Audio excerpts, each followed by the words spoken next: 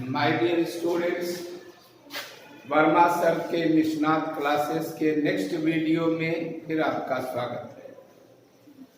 आज हम लोग कल के वीडियो की कंटिन्यूटी करेंगे। कल हम आपको बता रहे थे कि किसी भी भौतिक राशि की परिभाषा लोग रटते हैं और समझते नहीं हैं, तो उसके लिए वर्मा सर का बैक गियर फार्मूला एक बताए थे और उस फार्मूले से भौतिक राशि की विमाएं निकालने बताए थे। तो कल एक दो भौतिक राशि की विमाएं निकाले थे, आज उसी क्रम को आगे बढ़ाते हैं। पहले आसान आसान भौतिक राशि की विमाएं निकाल के आपको दिखाते हैं, फिर आप जटिल भौतिक राशियों की, जो आपकी नहीं सुनी हुई भौतिक राशियां हैं, ऐसी भौतिक राशियों की विमाएं निकालेंगे।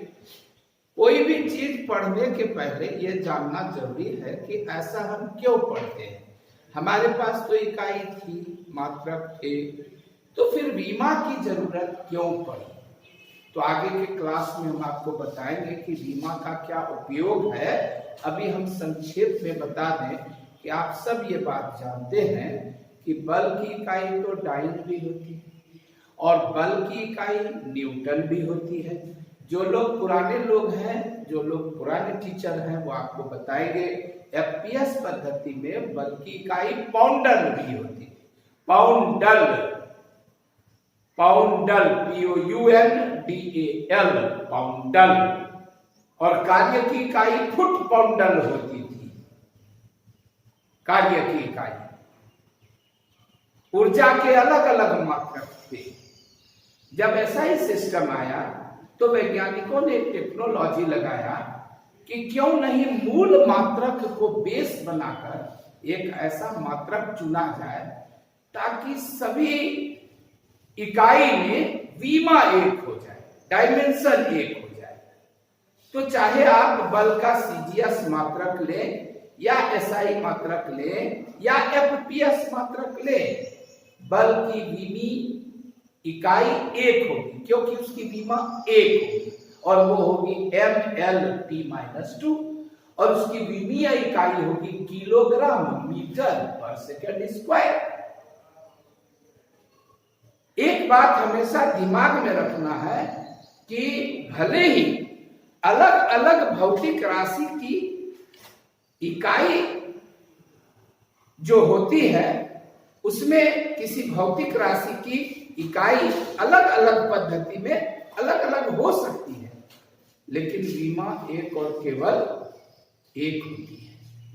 किसी एक भौतिक राशि की अनेक विमा नहीं होती है। हाँ, अनेक भौतिक राशि की एक विमा हो सकती है, जैसे लंबाई की भी विमा L है, चौड़ाई की भी विमा L है, दूरी की भी विमा L है, विस्थापन की भी विमा L है।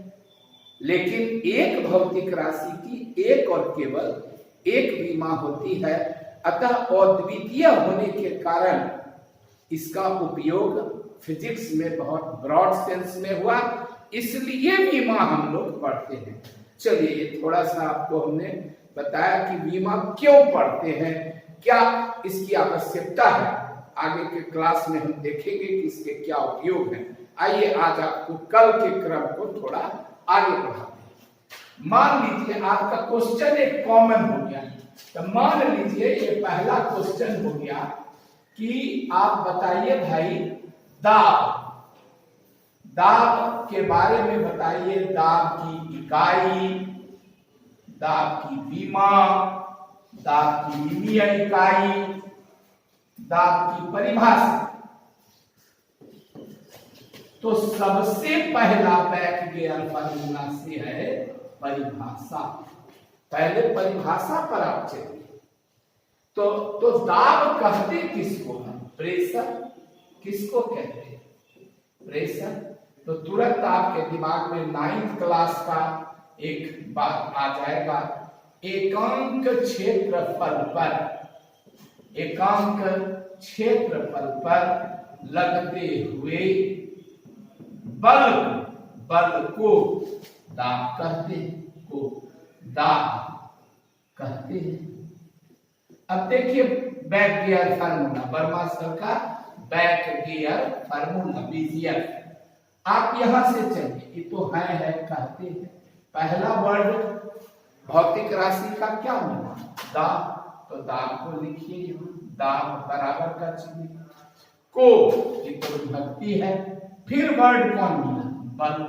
तो बल को यहाँ लिखिए, लगते हुए फलना चिन्ह। क्षेत्रफल मिला, और उसके पहले क्या शब्द है? एकांक। तो जब किसी चीज के पहले एकांक लग जाए तो हम आपको बताए हैं कि यहाँ क्षेत्रफल से भाग हो जाएगा। क्यों भाग होगा? मेरा पिछला वीडियो देख लीजिए।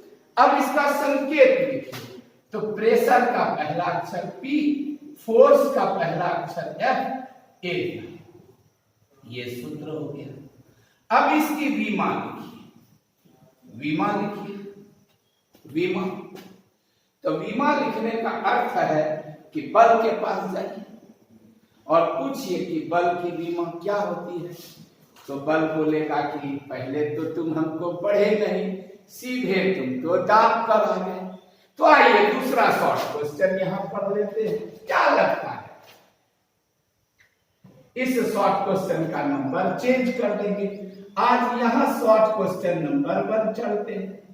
शॉर्ट क्वेश्चन नंबर 1 कहता है, पहले आपको यहां तक इसको बंद कर देंगे। वेग, वेग की इकाई विमा डैश डैश इत्यादि। चल वेग पर आइए।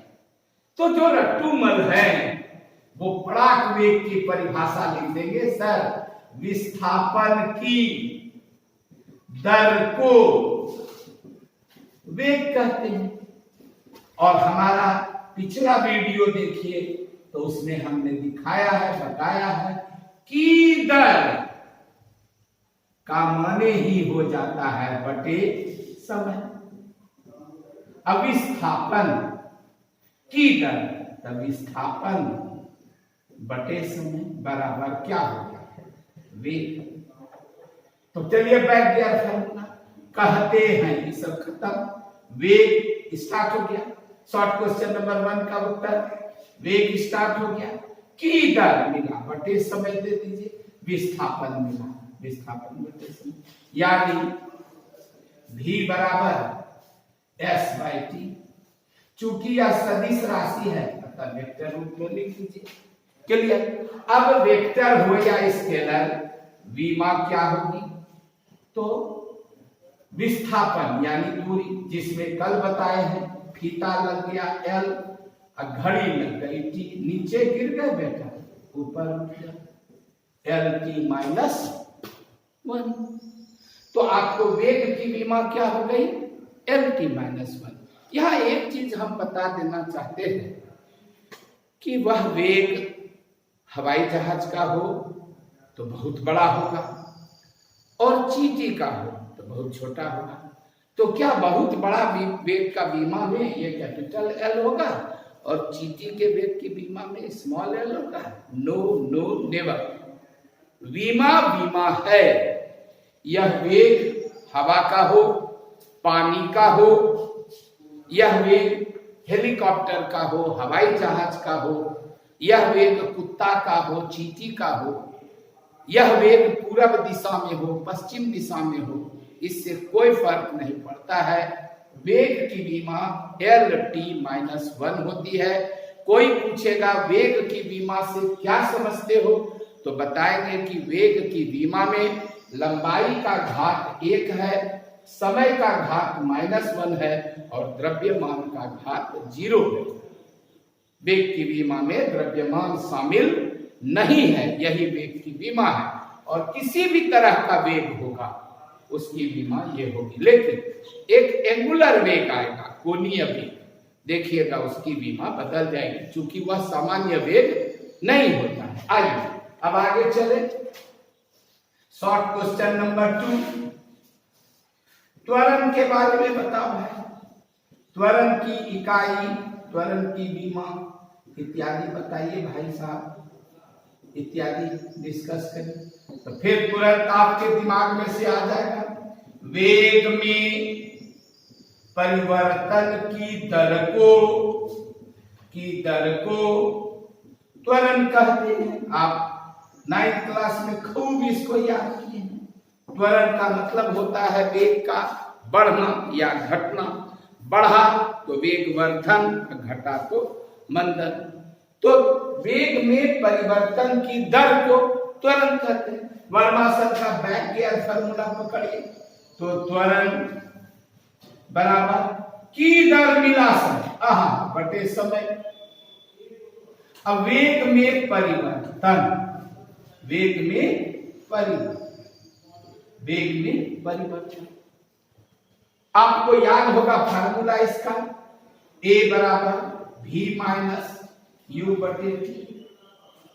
a बराबर v माइनस यू बटे टी। आपको चित्र भी याद होगा, एक वस्तु u वेग से जा रही थी, इसको किसी ने धक्का दिया और इसका वेग बदलकर v हो गया, बढ़ गया। थोड़ा समय लगा तो वेग में परिवर्तन हुआ v माइनस यू। क्लियर? आज यहां पर एक बड़ा जादू आपको दिखाते हैं। आप हमको ये बताइए कि अगर अब हम इसकी बीमा रखेंगे तो ये हो जाएगा अंतिम वेग। अभी तुरंत बताए अंतिम वेग हो कि प्रारंभिक वेग हो। बीमा वेग की LT माइनस 1 होती है माइनस प्रारंभिक वेग LT माइनस 1 अब बटे समय, समय की बीमा T। अब देखिए यहां पर क्या होगा। आपके दिमाग में एक क्वेश्चन आएगा, अरे x माइनस एक्स बराबर 0, तो LT minus 1 minus LT minus 1 बराबर 0, तो वेग की बीमा हो गई 0। असंभव, असंभव। यह बीज गणित या अंक गणित का जोड़ घटाव नहीं है, यह विमीय विश्लेषण का जोड़ घटाव है। यह नहीं है 2 माइनस 2 बराबर 0, 4 माइनस 4 बराबर 0। माय डियर स्टूडेंट, ये कलम है 4 सेंटीमीटर लंबा, इसमें से 2 सेंटीमीटर काट दिए तो 2 सेंटीमीटर लंबाई बच गई। तो L में L घटाने पर कुछ बचा 2 सेंटीमीटर, तो वहां 2 परिमाण है और सेंटीमीटर इकाई है। अब विमा लेकिन क्या है? L। अब आप बताइए कि लंबाई में लंबाई को घटा देंगे तो वो वेग में बदल जाएगा, बदलेगा कभी? लंबाई में लंबाई को घटाएंगे तो क्या घटेगा? लंबाई। वेग में वेग को घटाएंगे तो क्या होगा? वेग। क्या वेग में वेग को घटाने पर वह बल में बदल जाएगा? क्या वेग में वेग को जोड़ने पर वह बल में बदल जाएगा? नहीं नहीं नहीं, वेग थोड़ा बढ़ जाएगा या वेग थोड़ा घट जाएगा, लेकिन वेग रहेगा क्या? वेग रहेगा, वेग ही रहेगा। बढ़, हाँ ठीक है, 0 हो गया तो 0 तो उसका परिमाण न हो गया, लेकिन वेग तो वेग ही रहा, वेग बदला नहीं ना, उसकी बीमा कहां चली जाएगी? हाँ, अगर आप जा रहे थे 10 किलोमीटर प्रति घंटा की चाल से, आपके मित्र ने कहा रुको, तो आप रुक गए, तो आपकी चाल हो गई 0 किलोमीटर प्रति घंटा की 0 हो गई। तो आंसर है कि 0 किलोमीटर प्रति घंटा ही रही। क्लियर? अब जिसके दिमाग में ये बात नहीं आता हो वो वर्मा सर का ये मंत्र याद रखे कि L में L जोड़ेंगे तो 2L होगा, तो 2 तो बीमाहीन है तो L ही ना होगा। L में L घटाएंगे तो 0 इंटू L होगा, 0 तो बीमाहीन है तो क्या रहेगा? L ही न रहेगा। और ये याद रखेंगे, लंबाई और लंबाई की जोड़ की बीमा वही, लंबाई और लंबाई के घटाव की बीमा वही, तो वेग में वेग के घटाव की बीमा क्या रहेगी? LT माइनस 1 बटे T। अब हम आपको बताए कि नीचे कुछ नहीं रहना चाहिए, -1 -1, इसलिए त्वरण की विमा क्या हो जाएगी? LT-2। क्लियर? अब आप तो जानते हैं बल बराबर होता है मात्रा गुना त्वरण। अब बटे एरिया बराबर क्या होती है?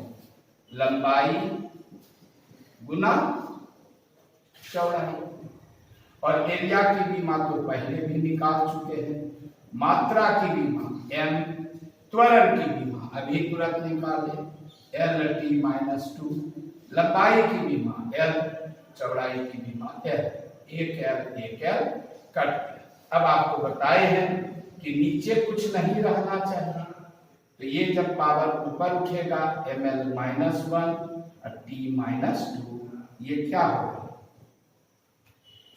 दाब की विमा हो गई ml-1 t-।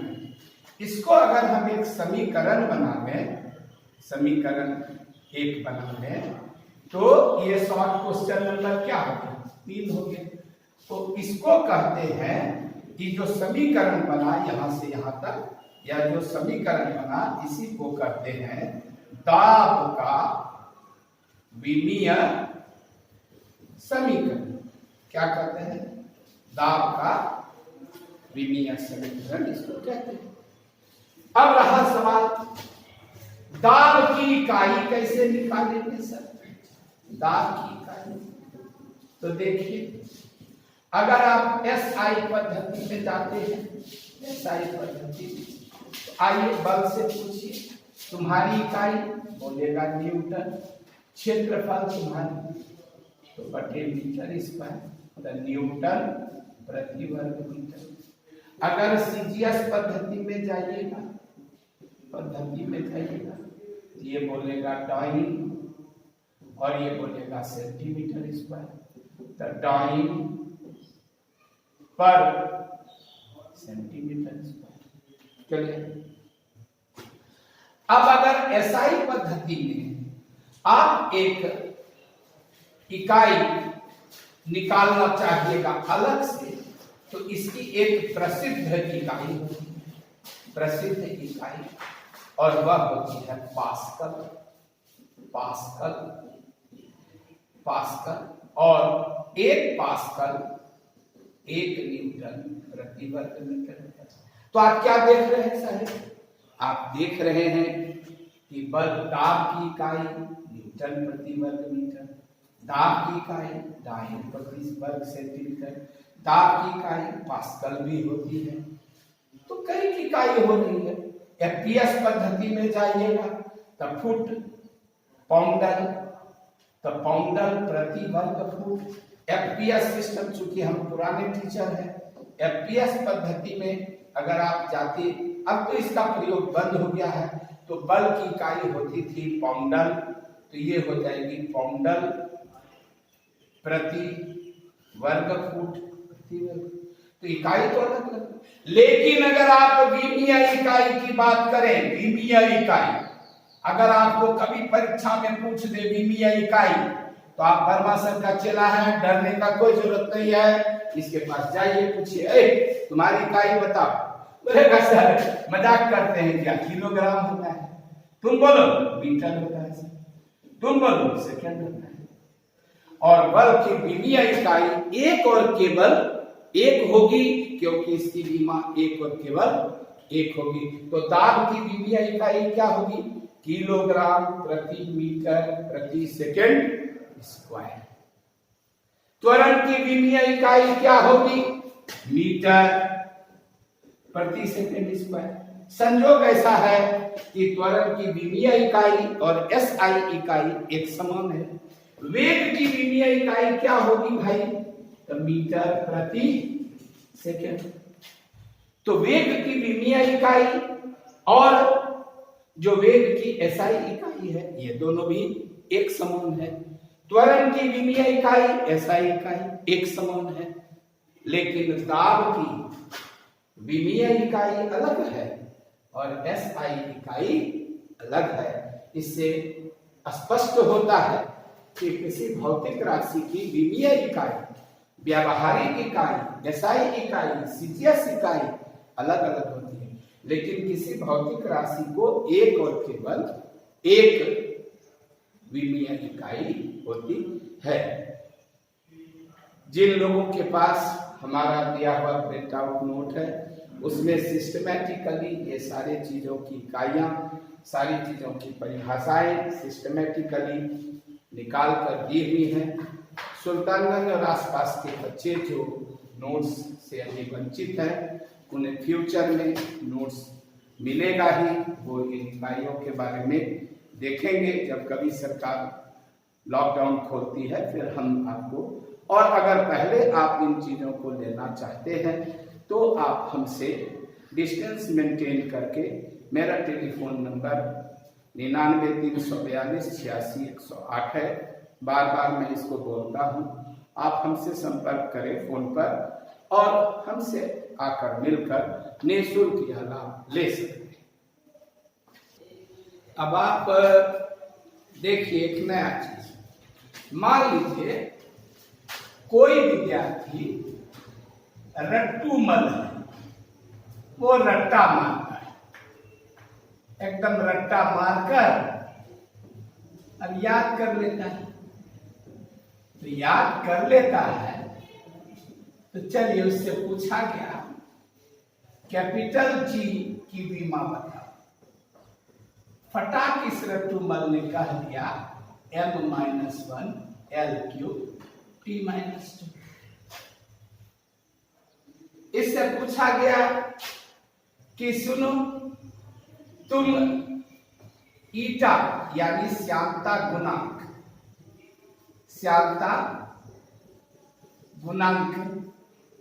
की बीमा बताओ।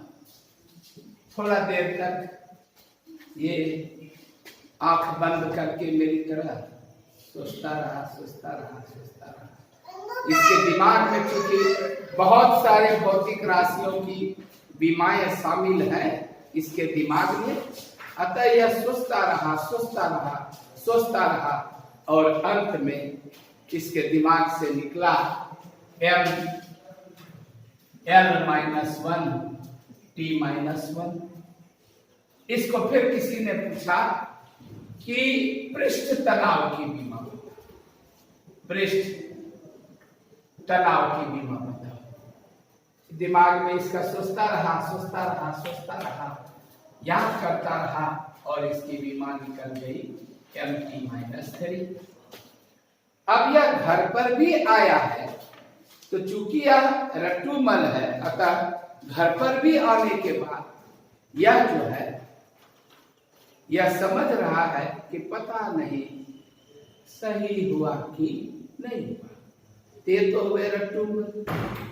इन्होंने सारी भौतिक राशियों की बीमाएं याद कर रखी हैं, इन्हें कुछ समझ में तो आता नहीं है, कैसे निकलता है इन्हें पता नहीं है। इन्हें बड़े बड़े कोचिंग सेंटर्स में लिस्ट थमा दिया गया है ढेर सारी भौतिक राशियों की, सैकड़ों की संख्या में है डियर स्टूडेंट्स ऐसी भौतिक राशियां। आप इनको देखिएगा, पहचान नहीं सकिएगा कि क्या है नहीं है। जब तक आपका पूरा अध्ययन नहीं होगा तब तक आप इसको बढ़िया से नहीं जान सकते हैं। तो फिर ये रट्टा मार दिया। अब हम लोग चेक करते हैं कि देखें इस रट्टूमल के कितने आंसर सच हुए और कितने आंसर गलत हुए। आइए इसको लॉक करके रखते हैं। त्रिदेव महादेव, बिस्मिल्लाहिर्रहमानिर्रहीम। इसको हम घेर करके रख देते हैं, ठीक है। और हम चलते हैं, हम एक कमजोर विद्यार्थी हैं लेकिन वर्मा सर के शिष्य हैं। सर ने हमको बैकगियर फार्मूला पढ़ाया है। हम चलते हैं जी के बारे में, गुरुत्वाकर्षणीयता के बारे में। तो क्लास 9 में जाने के बाद हमारे दिमाग में एक चित्र आता है कि एक वस्तु है, मात्रा m1 है, और एक दूसरी वस्तु है, मात्रा m2 है। न्यूटन ने कहा था F समानुपाती होगा m1 गुना m2। यह जो है यह गुरुत्वाकर्षण बल है, और F व्युत्क्रमानुपाती होगा दूरी के वर्ग का। इसलिए F समानुपाती हो गया m1 m2 बटे r स्क्वायर। तो F बराबर G, यहां समानुपाती के चिन्ह को हटाए तो एक नियतांक दिए G, और इसी का नाम है गुरुत्वाकर्षण नियतांक। याद होगा, जो लोग 9th में हमसे पढ़े हैं उन्हें जरूर याद होगा, पूरी बात याद होगी कि गुरुत्वाकर्षण नियतांक है। ठीक है, इसलिए G बराबर होता है F इंटू आर स्क्वायर बटे m1 गुना m2। ये आर स्क्वायर यहाँ चला आया, कोना कोनी गुना हो गया, F गुना आर स्क्वायर, ये यहाँ चला आया, ये भी यहाँ चला आया, और अब आपको G की भी मान निकालनी है। अभी तुरंत, अभी वीडियो में हमारा पीछे में हम निकाले हैं, जो 1 सेकेंड पहले, इसकी भी मान mlt-2। तुम क्या हो, मैं तो दूरी हूं, थीटा से नपाओगी जी सर, तो l स्क्वायर बटे m गुना m, m कट गया, तुम नीचे गिर गए बेटा, उठो उठो, m पर -1, l पर 2 और 1, l³ t पर -2। तो इसलिए G की विमा हो गई m पर -1, l³ t पर -2, यानी द्रव्यमान की विमा है -1, लंबाई की विमा है 3, और वाह वाह तुमल विद्यार्थी, तुम्हारा यह एकदम सही हो गया, इसका रटा हुआ याद। अब आइए चले पृष्ठ तनाव। ये पृष्ठ तनाव क्या चीज है, जिसको अंग्रेजी में कहते हैं सरफेस टेंशन। ये क्या चीज है, सरफेस टेंशन क्या चीज है? इसको कुछ किताब इसका संकेत T लिखता है और कुछ किताब टाउ लिखता है। ये लैटिन भाषा का संकेत है। आपको बताएं, लैटिन भाषा के कुछ संकेत हमेशा आपको आकर कर पाएंगे, जैसे अल्फा, जैसे बीटा, जैसे गामा। कुछ लोग ऐसा लिखते हैं, कुछ लोग ऐसा, जैसे थीटा, कुछ लोग ऐसा लिखते हैं, कुछ अंडा बना के ऐसा लिखते हैं, थीटा। पाई,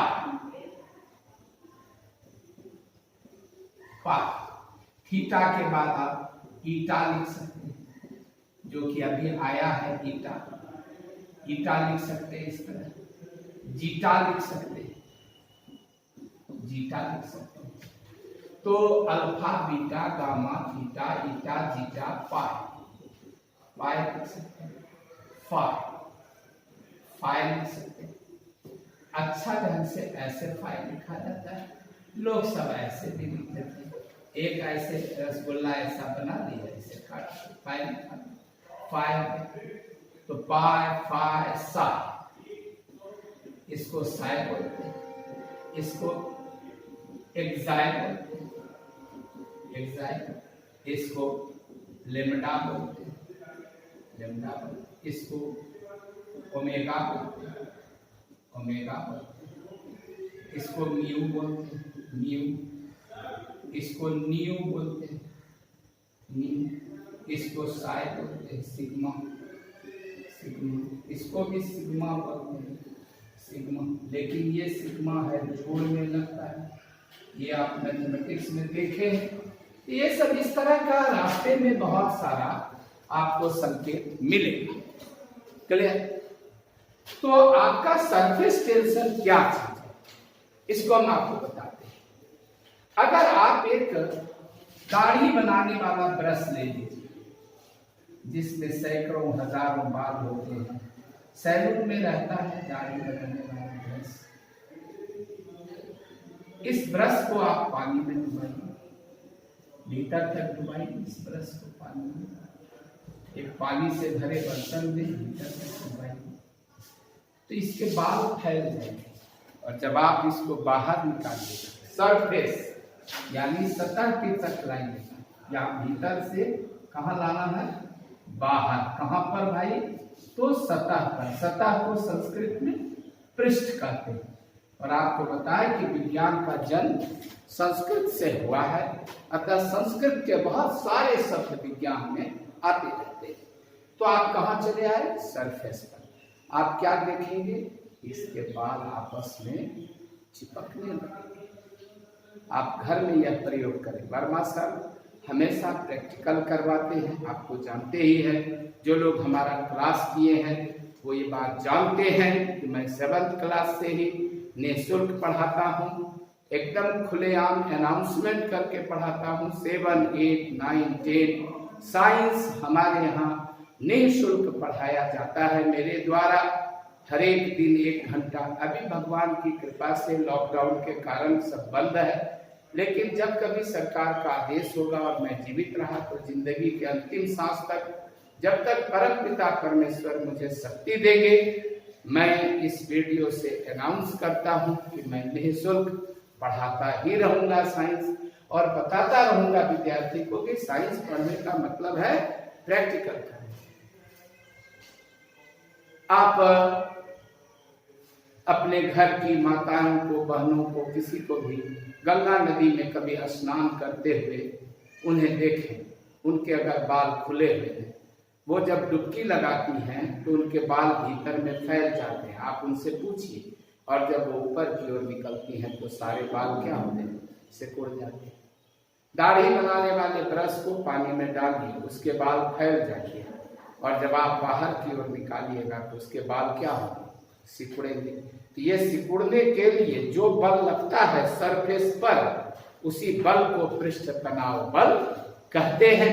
अब पृष्ठ तनाव बल जो होता है, तो मान लीजिए कि लंबाई L है और बल लग रहा है F, तो फिर वही वर्मा सर का बैकडियर फार्मूला, एकांक लंबाई पर लगता हुआ तनाव बल, किसके एकांक लंबाई पर भाई, तो तरल के मुक्त पृष्ठ के, तरल के मुक्त पृष्ठ के एकांक लंबाई पर लगता हुआ तनाव बल पृष्ठ तनाव बल है, पृष्ठ तनाव बल है।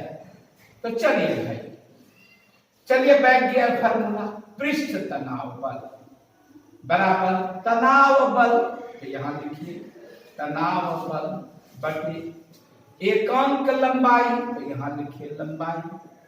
अब आपको हम अभी तुरंत हम आपको बताए हैं कि चाहे बल घोड़ा लगाए, हाथी लगाए, कुत्ता लगाए, बैल लगाए, आप लगाइए, हम लगाइए, तनाव बल हो, संपीड़न बल हो, तनन बल हो, बल बल है। बल की एक और केवल एक बीमा होगी, और वह होगी mLT-2। लंबाई द्रव का हो कि गैस का हो कि मुक्त पृष्ठ का हो कि भीतर का हो, लंबाई की बीमा होगी L कैंसल। तो पृष्ठ तनाव की बीमा क्या हो गई माय डियर स्टूडेंट, MT-2। अरे ट्यूमल ने क्या लिखा, MT-3। अब बेचारा कपाड़ खून रहा, चूंकि आज याद करेगा और 101 वर्ष के बाद परीक्षा होगी 11th क्लास की, पढ़ेगा वो अभी, अब परीक्षा देगा उस समय दोहरा के जाएगा, पूरा रट के जाएगा। लेकिन जो समझू साहू है, जो मोहम्मद समझुद्दीन है, समझुद्दीन, जो समझू साहू है, यानी जिन्हें सब चीज समझ में आता है, वो क्यों रटेंगे, वो वर्मा सर के शिष्य हैं, निकाल लेंगे जो आएगा परिभाषा। लेकिन उनको याद रहनी चाहिए कि पृष्ठ तनाव कहते किसको है, और यह जब आप समझ रहे हैं कि किसी द्रव के मुक्त पृष्ठ पर द्रव चाहती है कि हम सिकुड़े और सिकुड़ कर अपना क्षेत्रफल कम करें। इसके लिए वह मुक्त पृष्ठ के इकाई लंबाई पर जितना तनाव बल लगाती है उसी का नाम क्या है? पृष्ठ तनाव। ये बात ठीक फिर उसी तरह की है कि जो लड़की मेरे माता के भाई से विवाह करती है वह कौन है? तो आंसर है मामी। जो व्यक्ति मेरे माँ की बहन से शादी करते हैं वह मेरे कौन है? आंसर है मौसा। तो जो तनाव बल द्रव के मुक्त पृष्ठ पर लगता है और उसे सिकोड़ना चाहता है उसका नाम क्या है? पृष्ठ तनाव।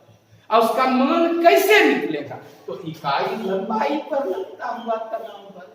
अब बैक गियर फार्मूला से तनाव बल बराबर बटे लंबाई बराबर पृष्ठ तनाव। तो चलिए चेकिंग में बच्चों को 3 में से 1 तो गलत हो गया। अब आइए लास्ट क्वेश्चन हम लोग देख रहे हैं, इसके बाद हम नेक्स्ट क्लास में आपसे मिलेंगे। लास्ट क्वेश्चन हम आपका देख रहे हैं। हम आपको बताएं कि ये श्यानता क्या चीज है। तो आपको हम ये बताते हैं, आप श्यानता गुणांक की बीमा को रहने दीजिए कि पता नहीं ये ठीक है कि नहीं है। फिर आप चूंकि रट के गए हैं, शंका में हैं, तो आप शंका में मत रहिए।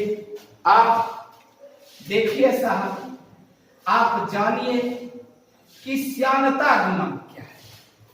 आप अगर अपना सूखा हाथ किसी गुड़ के टीन में डाल दीजिए, गीला गुड़ के टीन, और निकाल दिए तो सारा गुड़ अंगुली के बीच में फंसा रहेगा, चाटते रह जाओगे तो धीरे धीरे छूटेगा। लेकिन इसी हाथ को पानी में भिंगा लो और गुड़ के टीन में डाल के निकालो, गुड़ हाथ से नहीं चिपकेगा, धड़ से गिर जाएगा। तो जो गुड़ गाढ़ा और चिपचिपा द्रव है, गुड़ गाढ़ा और चिपचिपा द्रव है, इसमें जमने का, सटने का, घर्षण का गुण ज्यादा है, लेकिन पानी के साथ यह घर्षण का गुण कम कर देता है, घर्षण का गुण कम कर देता है। तुम घी में हाथ डुबा दो, शुद्ध घी में सूंघ लो, खा लो, और साधारण पानी से हाथ को धोते रहो, लगेगा कि घी लगा हुआ ही है, चट चट चट चट हाथ कर रहा है।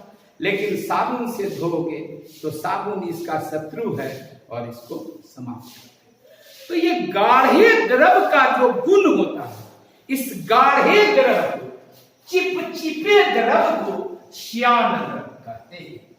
श्यान द्रव माने गाढ़ा द्रव, चिपचिपा द्रव, जैसे मधु, जैसे घी, जैसे गीला गुड़,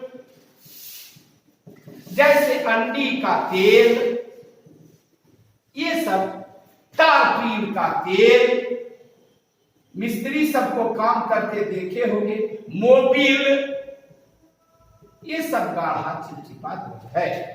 इस द्रव के 2 सतह के बीच एक घर्षण बल लगता है और ये घर्षण बल इसको हिलने डुलने से रोकता है। इस घर्षण बल का नाम है श्यान बल। श्यान बल। अब जब न्यूटन ने इसके गुणों का अध्ययन किया तो क्या पाया कि यह जो श्यान बल है, यह जो श्यान बल है, जो श्यान बल लग रहा है इस गाढ़े और चिपचिपे द्रव पर, यह क्षेत्रफल का समानुपाती, वेग का भी जो परिमाण होता है उसका भी समानुपाती होता है, और जो गहराई होती है उसका व्युत्क्रमानुपाती। ये 3 गुण का अध्ययन न्यूटन ने किया कि जितना बड़ा बर्तन में गाढ़ा द्रव लेंगे उतना ज्यादा श्यान बल लगेगा, जितना गहरा होगा उतना ज्यादा लगेगा, और जितना तेजी रखेंगे, अभी मोटा मोटी बता रहे, हम तुमको बता दें कि समझाने के लिए इसको बता रहे हैं, लेकिन यहां होता है dv/dx, वेग प्रवणता होती है, चूंकि तुम अभी 11th क्लास में जन्म ले रहे हो, इन बातों को ठीक से नहीं समझ पाओगे और हमें बीमा निकालनी है, इसलिए मैं जानबूझकर वेग प्रवणता इत्यादि की चर्चा इस वीडियो में नहीं कर रहा हूं। लेकिन जब मैं तुम्हें यह चैप्टर पढ़ाऊंगा विस्कोसिटी, जो 11th क्लास का चैप्टर है, उस समय तक हम लोग इन सभी राशियों को पहचान चुके होंगे। अतः अभी इस पर गौर तुम मत करो। तुम इतना समझ लो कि जितना तेजी से द्रव हिलेगा उतना ज्यादा श्यान बल लगेगा, जितना गहरा बर्तन होगा उतना कम श्यान बल लगेगा। और यह जो है तीनों, तो अब तीनों को मिला दो तो क्या हो गया विद्यार्थी? F समानुपाती A, और ये वेग का भी व्युत्क्रमानुपाती होता है, और x का गहराई का यह समानुपाती, गहराई का समानुपाती होता है। चूंकि इसका समानुपाती होता है, इसका समानुपाती होता है F, ये dv/dx पर डिपेंड करता है, a पर डिपेंड करता है, तो वेग का समानुपाती होता है और गहराई का व्युत्क्रमानुपाती होता है। इसका चूंकि समानुपाती होता है, इसका समानुपाती हो गया और इसका व्युत्क्रमानुपाती हो गया, तो a इंटू क्या हो गया? dv/dx हो गया। अब समानुपाती के चिन्ह को हटाओगे तो यहां नियतांक दोगे, यही है श्यानता गुणांक a इंटू dv/dx। तो ईटा को फ्री करो तो क्या हो जाएगा? कोना कोनी गुना से f गुना x। अब ये dv/dx नहीं कह के तुम इसको v/x रखो, चूंकि अभी तुम इस सबको नहीं समझोगे वेग प्रवणता सबको, तो ये कोना कोनी गुना हो गया f गुना x बटे a गुना v। अब तो तुम आराम से इसकी विमा निकाल सकते हो। बल की विमा mlt-2, गहराई की विमा l, क्षेत्रफल की विमा l², वेग की विमा lt-1। ये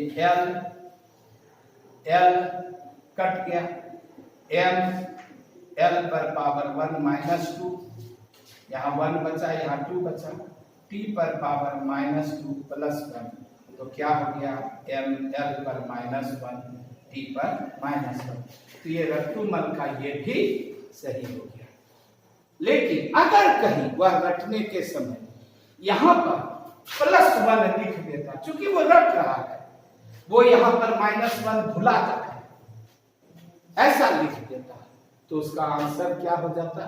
गलत हो जाता। अगर वह यहाँ -2 लिख देता, यहाँ -1 लिख देता, तो भी क्या हो जाता? चूंकि वह रट रहा है। और अभी ना तुम 2 क्वेश्चन 3 क्वेश्चन वीडियो में देख रहे हो, जब मैं लगातार अभी वीडियो में निकालता रहूंगा तो तुम धीरे धीरे देखोगे इनकी संख्या बहुत बढ़ जाएगी। इसलिए तमाम वीडियो देखने वाले बच्चों से मेरा रिक्वेस्ट है कि आप परिभाषाओं को समझें, इसके बाद परिभाषाओं से सूत्र निकालें, सूत्र निकालकर विमा निकाले और तब जो है रिक्त स्थान को भरे, तो आपकी गलतियां नहीं होंगी। फिर मिलते हैं हम लोग नेक्स्ट वीडियो क्लासेस में। हम जल्द ही पुनः इससे आगे का वीडियो रिलीज करेंगे। तब तक के लिए आज्ञा दीजिए। धन्यवाद।